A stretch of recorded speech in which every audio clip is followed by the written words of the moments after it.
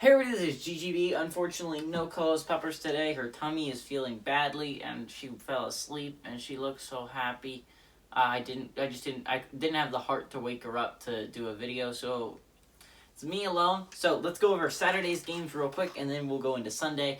I'm really excited because as long as there's no upsets today, or if I get my upset right, I escape the week. And entering Saturday, I had 1.5 points. I needed to get to 3, and thank God for Saturday. But I'll go over it real quick.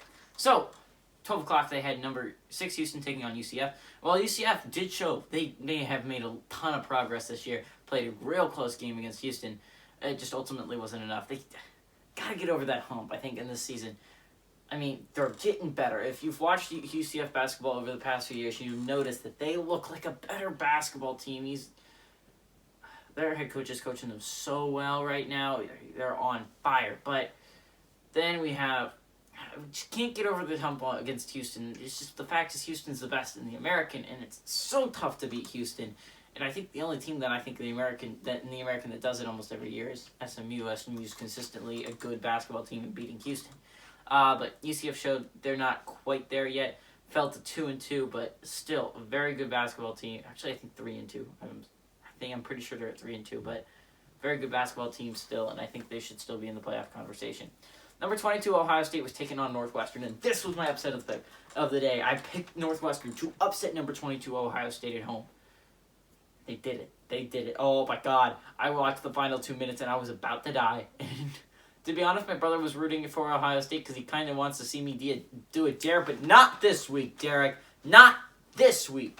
I am going to survive, and it's going to be awesome. Northwestern was able to hang on against Ohio State. The final shot really terrified me. Not the one where they just threw it up, but when Ohio State was driving to the rim, they had everything they wanted in that play. The guy just missed the shot, and God, we'd be talking about this a whole different thing. If Northwestern had lost, then that would be a half a point, and I'd have to get the upset today. Luckily for me, it was a full point, and I don't need the upset today. I just need the other upset not to happen. Indiana took on number 18 Illinois. It was a close game for a long time, but Illinois was able to pull it out against Indiana, and it kept on the track of whatever Big Ten team needs the win the most, that's kind of who gets the win. It just seems like they fight more when they need the win the most. Virginia took on number 1 Gonzaga, and as I said before, Virginia is just an overrated basketball team this year. They got crushed by Gonzaga, which means they're probably not going to fall that far in the rankings, but they should, because they're just not a good basketball team this year. But sitting at 2.5 points, thank God, thank you NC State, and thank you Northwestern. Those were the only 2 games I hit on this week. I was terrified. Monday really kind of helped me out because the fact is there was no upsets on Monday, so therefore I got half a point. So as long as there's no upsets today, then I am good. But I do want to get my upset correct. That would push me to 3.5 points and be ideal for me. So on Sunday, it's not a lot of, I don't know if anyone knows this, but Sunday is one of those weird days where there's no ranked college basketball teams playing. It almost never happens. Like it was possible. It was going to happen about 2 Mondays back. Not this Monday, but last Monday. It was going to happen, but Wofford, just at the last... Richmond, I think, might have just popped in the rankings, or they had a game rescheduled, and they had to play Wofford, and thank God, so I got to pick that game. But unfortunately, for Sunday, there is no ranked teams playing, which means it goes down to the next level, which means I have to pick a major conference that's playing basketball. Now, there's a lot of debate on what major conferences are in our basketball. Obviously, the Power 5 and the Big East. There's some debate whether American is considered, but luckily for me, there's only 2 basketball games with a Power 5, Power 7 conference team in them. All of them, really, other than that, are just low-tier basketball games that aren't going to really... They're going to matter a little bit playoff picture-wise, but let's be honest, none of these teams are probably going to upset teams in the college football in March Madness. So it goes to that. So there's 2 games. At 3 o'clock, we have Alcorn State, which is sitting at 0-3, taking on Vanderbilt, which is 3-1, right? Oh, actually, I think 3-2. I think they're 3-2 now. I'm pretty sure they're 3-2. I think they lost this week.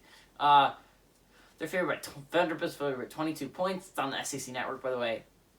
Alcorn State is being given a 9.7 chance of winning this game. Alcorn State, just by itself, has not looked like a very good basketball team. even when they're playing inferior opponents. Now they're playing Vanderbilt, which, although it's not a great team, is Power 5, so it's not going to win.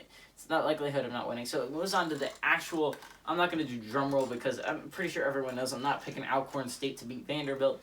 But this is the game I'm picking. 3:30, we have DePaul, which is sitting at 1-0, which I'll explain to you why that's both a good thing and a bad thing. And Providence, which is 5-3 right now. So FS1. Paul's being given right now a 27.2 chance of winning this matchup. Providence is seeking its 6th consecutive Big East home win. So it really, DePaul's been winning at home for a long... Providence has been winning at home against conference opponents for a long time. I think the Providence favored by something like 7.5 points in this game.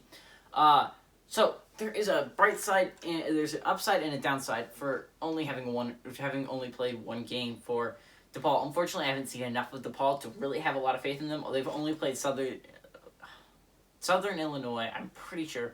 So I don't know what that means. They did blow them out, but also it's Southern Illinois, so you're expected to blow them out. So we haven't seen a lot from DePaul this year. So I'm hoping the fresh legs, which Providence has played 8 games, DePaul has played 1. So fresh legs really should be a thing here. DePaul's been not having to play for a long time. Only played their first game, I think, this week.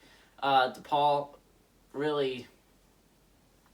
I think that the fresh legs is going to help them also, but there's the downside of having fresh legs, which means you haven't played as much, and you don't have as much, you haven't connected with the team as much, you don't know who's going to cut. It's like a whole thing. The best example I can give you is the Buccaneers, right? The Buccaneers had all this talent, but they did not mesh well. They didn't mesh well together at the beginning of the year because it's just you bring in random people, they don't know each other, they don't know... Because the way Patriots, Tom Brady and Edelman were so good together was not because Edelman was like a Hall of Fame receiver. It was because Edelman and Tom Brady had a special connection. He knew when he was going to cut, where he was going to sink in and let between the zone coverages. They just had a special connection together. Buccaneers didn't have that at the beginning of the year, which is why they didn't do well at the beginning of the year. Now, on the other hand, Providence has been playing a while, so they should have that kind of connection. I think this is going to be a very interesting game, and I'm hoping and praying. Thank you. Please give me DePaul. I'm not too worried about this game, though. Like, normally I'd be like, please, DePaul. I'd be watching this call and be begging DePaul to pull it off. But luckily for me, thank God for Northwestern, I don't really have to worry that much. If it wins, thank goodness, because that'd be nice. It gets me to 3.5 points. But even if they don't, as long as Alcorn State doesn't pull off something hugely insane, I should get the half point, not have to do a dare this week, which would be absolutely amazing. Hey everybody, this is GGB, no co-host Pupper saying adios amigos, and go DePaul.